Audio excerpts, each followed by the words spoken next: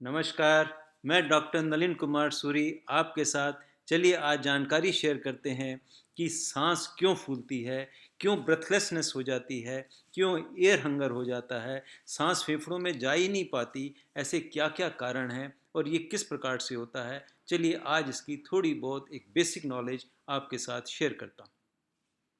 देखिए सबसे पहले ये जानें कि ये एक आम व्यक्ति में जो सांस की गति होती है वो लगभग एक एडल्ट की 14 से लेकर 18 पर मिनट के हिसाब से उनकी सांस की गति हुआ करती। और अगर ये गति 24 से ज़्यादा हो जाए तो थोड़ा हमें वॉचफुल रहना होता है, या ये गति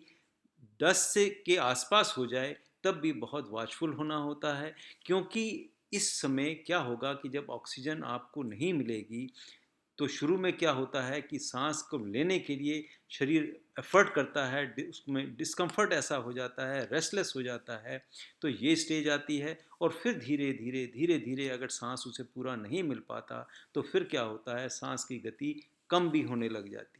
और ऐसी स्टेज में क्या होगा, जब हमें पूरे शरीर की जो डिमांड होती है ऑक्सीजन की, क्योंकि ऑक्सीजन हमारे हर शरीर के अंग के लिए, टिश्यू के लिए, सेल के लिए, सिस्टम के लिए बहुत ज़रूरी है। उसी की वजह से हमारे शरीर में एनर्जी बनती है, उसी की वजह से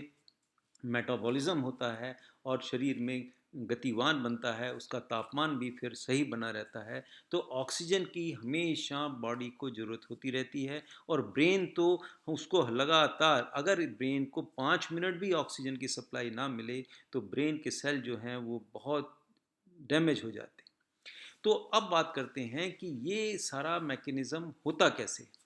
देखिए सबसे पहले ये जानें कि देखिए वायुमंडल में ऑक्सीजन होती है। उस ऑक्सीजन अगर अच्छी मात्रा में है तो फिर क्या होता है कि वो हमारे सांस के द्वारा,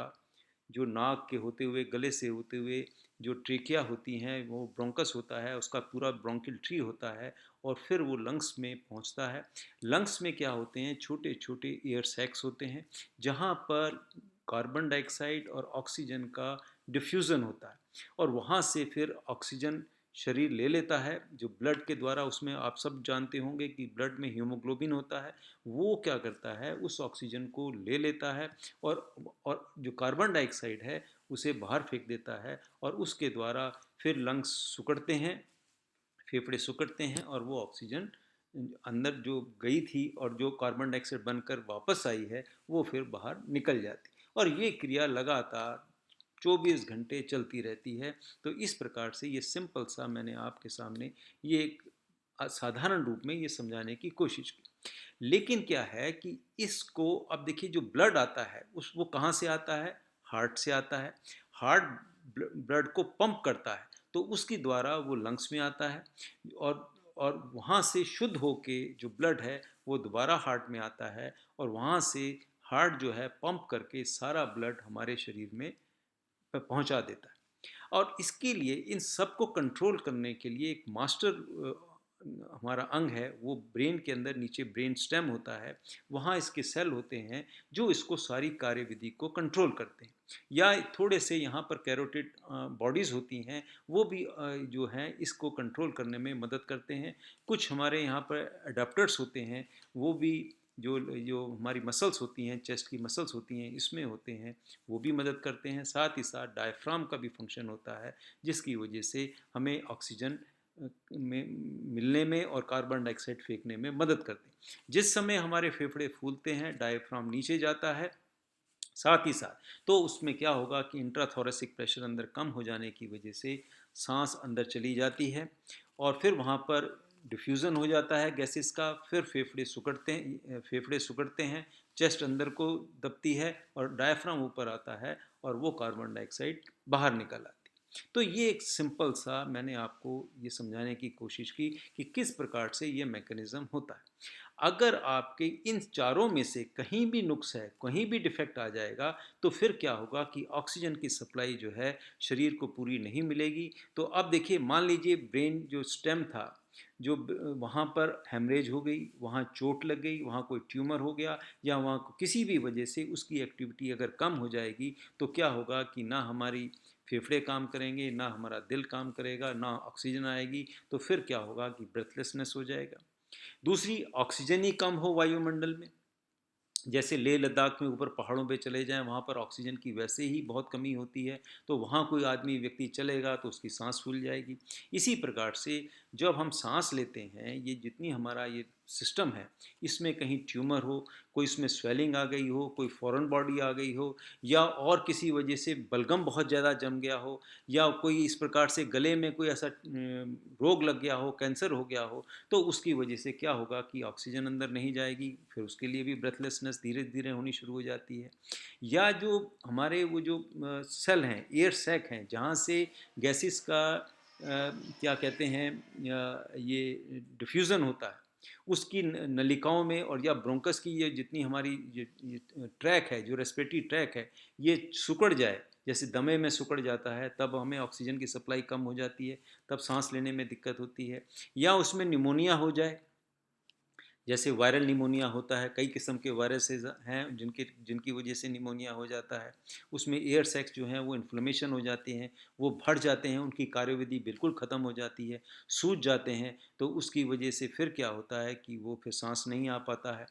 या उसमें एम्बोलिज्म हो जाए, कत्था जम जाए, ब्लड क्लॉट हो जाए, जम जाए, उसकी एक्टिविटी जितना ब्लड मिलना था नहीं मिलता, उसकी वजह से हो सकती है। फाइब्रोसिस हो जाए, सुकड़ी जाए लंग जो है, उसमें धीरे धीरे धीरे धीरे बीड़ी सिगरेट पीते रहने से, टीबी होने से, या और बथेरे ऐसे रोग होते हैं जिसकी वजह से वो सुकड़ जाए। या वो फेफड़ा फट ही जाए, जिस प्रकार से कोई छेद हो जाए उस फेफड़े में, तो वहाँ से फिर क्या होगा कि उसका कोलेप्स कर जाएगा लंग, तो उसकी वजह से सांस आने में दिक्कत हो जाती है। इसके साथ साथ ब्लड के अंदर अगर सपोज हीमोग्लोबिन की कमी है, क्योंकि उसी ने ऑक्सीजन को सक करना है, तब भी सांस फूलेगी। या देखिए अब क्या होता है कि जब हार्ट का पंप द्वारा ही तो हमारा ब्लड लंग्स में जाता है, जो कार्बन कार्बन डाइऑक्साइड युक्त जो ब्लड होगा वो लंग्स में जाता है, वहाँ से वो शुद्ध होकर फिर हार्ट में आता है, और हार्ट से फिर वो पूरे शरीर में सप्लाई होती है। तो अगर हार्ट में ही खराबी आ जाए, उसी में कोई डिजीज़ हो जाए, हार्ट अटैक हो जाए, या हार्ट फेलियर हो जाए, कंजस्टिव हार्ट फेलियर हो जाए, या वाल्व भी ख़राब हो जाएँ, तो उनका फंक्शन जब ख़राब हो जाएगा तो क्या होगा कि वो ब्लड जो है वो फेफड़ों में इकट्ठा होना शुरू हो जाता है, उसकी कार्यविधि रुक जाती है, जिसे आम भाषा में, डॉक्टरी भाषा में पल्मोनरी एडिमा कहते हैं, वो कंडीशन हो जाती है। तो इस प्रकार से बहुत सारे ऐसे कारण होते हैं जिसकी वजह से, इन रोगों की वजह से सांस फूलती है। तो देखिए आम तौर पे जो कुछ तो क्रोनिक इलनेसेस होती हैं, जिसमें धीरे धीरे धीरे धीरे बॉडी जो है, फेफड़े जो हैं वो ख़राब होते चले जाते हैं। जैसे कोई स्मोकर है, बहुत समय से स्मोक कर रहा है, उसके एयर सैक्स में स्मोक जम गया, तब वो काम नहीं करेंगे। या दमे की कोई शिकायत है, या टीबी की कोई शिकायत है, या और इतने बहुत सारे रोग हैं, पानी जो फेफड़ों में इकट्ठा हो गया धीरे धीरे, तब सांस फूल जाता है। तो कुछ कारण तो ये होते हैं, और कुछ कारण जो सडन हो जाते हैं, जैसे बैठे थोड़े टाइम में 2-3 घंटे बाद ही सांस बहुत तेज चलने लग गई, विजिंग की आवाज़ आने लगी, जैसे सीटी बज रही है, दमे की पहले से शिकायत चल रही है, वो अचानक इतना ज़्यादा बढ़ गया, तब सांस फूलती है। लेकिन अगर दमा भी नहीं है और कोई परेशानी भी नहीं है, हार्ट अटैक हो गया, या उसकी कार्यविधि एकदम रुक गई, कम हो गई बहुत, तो फिर क्या होगा कि अचानक आपकी सांस बैठे बैठे ही बहुत ज़्यादा रेस्टलेस हो जाएंगे, आपको एयर की हंगर हो जाएगी, सांस लेने की बहुत ज़्यादा दिक्कत हो जाएगी, डिस्कम्फर्ट हो जाएगा, तो ऐसी स्टेजेस भी आ जाती हैं। तो इन चारों की वजह से कहीं ना कहीं कोई भी कमी हो जाने से, या मसल्स का वर्किंग जो है बहुत ख़राब हो गई, बहुत ज़्यादा शरीर मोटा है, चलने पर उनकी सांस फूलने लग जाती है, या पहाड़ों पे चले जाने पर जहाँ पर ऑलरेडी ऑक्सीजन कम है वहाँ सांस फूल जाती है, या यूँ कहिए कि वो पानी में डूब गया, उसमें फेफड़ों में पानी चल गया, तब भी उसकी सांस में दिक्कत हो जाती है। या इसके साथ साथ एंग्जाइटी बहुत ज़्यादा है, टेंशन बहुत है, उस समय भी हृदय की धड़कन भी बन जाती है, और सांस की गति भी बहुत ज़्यादा बढ़ जाती है। लेकिन यहाँ पर ये इतने सारे मैंने कारण बताए, लेकिन ये हर एक में तो होते नहीं, या ना मिलेंगे इतने सारे। तो आम तौर पे जो मेन कारण होते हैं वो एक दमा की शिकायत होती है, निमोनिया हो सकता है, हार्ट अटैक की प्रॉब्लम हो सकती है, हार्ट में कोई नुक्स हो सकता है, या ब्लड की बहुत ज़्यादा कमी होती है, या एंग्जाइटी की वजह से इस प्रकार से, या कुछ फॉरेन बॉडी अंदर चली गई, बच्चों में अक्सर होता है। तो वो क्या होता है कि ये जो मेन कारण है, इनकी वजह से क्या होता है कि सांस फूला करती है।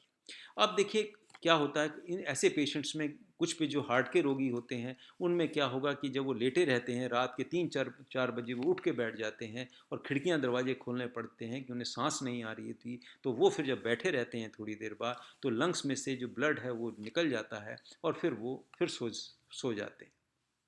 दमे की भी यही कंडीशन होती है, अचानक उनको इतना ज़्यादा रेस्टलेस हो जाएंगे, उन्हें खुली हवा चाहिए होगी, अभी थोड़ी बहुत खांसी होगी, छींकें आएंगी और फिर उनकी सांस फूलने लग जाती है। तो ऐसे बहुत सारे कारण हैं जो मैंने आपके साथ अभी शेयर किए।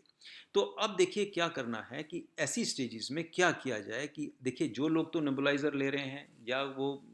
अपना कोई इन्हेलर ले रहे हैं, तो वो उसका इन्हेलर का इस्तेमाल करके देखें, अगर उनसे आराम आ जाता है, या इंजेक्शन जो लगवा सकते हैं वो लगवा के 1-1.5 घंटे में अगर उन्हें बिल्कुल आराम मिल जाता है तो वो तो फिर हॉस्पिटल जाने की ज़रूरत नहीं है। होंठ नीले नहीं हुए और नाखून नीले नहीं हुए या उसमें कोई इस प्रकार से रेस्टलेस नहीं है, पल्स रेट उनका लगभग ठीक चल रहा है, बीपी नॉर्मल है, तब उन्हें हॉस्पिटल जाने की कोई ज़रूरत नहीं होती। लेकिन जिन्हें दमा की शिकायत नहीं थी या उन्हें पहले बलगम खांसी नहीं थी, निमोनिया की कोई शिकायत नहीं थी, चेस्ट में कोई दर्द नहीं था, तो अचानक उन्हें क्या हुआ कि एकदम उनकी सांस फूलने लग जाए, पसीना आने लग जाए, घबराहट बहुत होने लग जाए, तो हो सकता है कि ये स्टेज उनकी हार्ट अटैक आ गया हो या हार्ट अटैक की प्रॉब्लम आ गई या हार्ट के पंपिंग जो है वो उनका ठीक रूप से काम नहीं कर रहा, तो फिर उन्हें हॉस्पिटल ले जाने में ही अच्छा ही रहता है। और अगर आपको जरा सा भी शक लगता है, क्योंकि एक बार हॉस्पिटल जाने से कोई बुराई नहीं है लेकिन आपकी ज़िंदगी बच सकती है, तो इसलिए अगर आप में देखते हैं कि अगर इस प्रकार की स्टेजेस हैं तो एक बार आपको हॉस्पिटल होके आ जाने से डॉक्टर वहाँ पे देख लें कि अगर इन्हें आप एडमिट करने की ज़रूरत है या नहीं है, या वो अपने थोड़े टेस्ट करा के देख लेते हैं कि अगर ज़रूरत होगी तो एडमिट करेंगे, नहीं ज़रूरत होगी तो घर भेज देंगे। और इसके लिए जो प्रॉब्लम आपको बार बार होती है फिर उसके सारे टेस्ट होते हैं, वो डॉक्टर फिर उनकी अनुसार चलना पड़ता है, जैसा वो बताएं वैसा आपको करना पड़ता है और जो रोग निकलता है फिर इलाज हो जाता है। तो घर पे भी अगर आपको थोड़ा बहुत भी आराम चाहिए तो ऐसी स्टेज में आप लेटे नहीं, बैठ जाएं, पीछे आप कोई तकिए लगा लें दीवार के साथ, बैठ के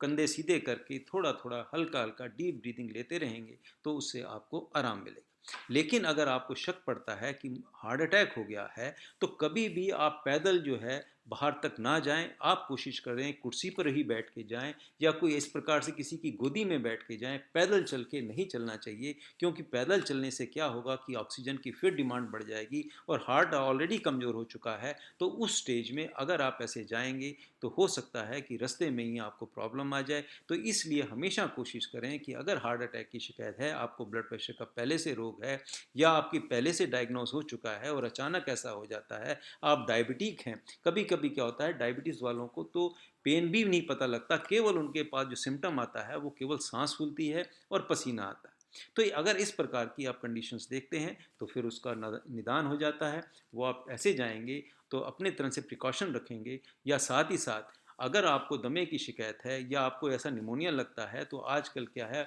पल्स ऑक्सीमीटर आ गए हैं, वो आप उससे चेक कर सकते हैं। अगर 90 या उससे ऊपर है तो इसका मतलब शरीर में सेचुरेशन ऑक्सीजन का अच्छा है, और अगर उससे कम है, 80 है, 84 है, तो इसका मतलब आपके अंदर ऑक्सीजन की जो सेचुरेशन है वो कम हो चुकी है। उसमें वॉचफुल रहें। अगर आप डिस्कम्फर्ट बहुत फील करते हैं, होंठ नीले हो रहे हैं, नाखून नीले हो रहे हैं, या आप अच्छी तरह से सांस नहीं ले पा रहे, फिर आपको हॉस्पिटल जाना चाहिए। और इसी के साथ मैं ये अपना वीडियो समाप्त करता हूँ। आशा करता हूँ आपको फ़ायदा मिलेगा इससे। अच्छा लगे तो सब्सक्राइब भी करें, औरों के साथ भी शेयर करें। और मैं अगर आपको कोई भी क्वेश्चंस हैं तो मैं व्हाट्सएप पे अवेलेबल हूँ, आप मेरे से पूछ सकते हैं। छोटी सी फीस देनी होगी और उसी के साथ फिर मैं आपका वो समाधान करूँगा। इसी के साथ मैं आपसे अलविदा चाहता हूँ। फिर मिलेंगे और किसी वीडियो पे चर्चा करेंगे। तब तक के लिए नमस्कार, बाय बाय।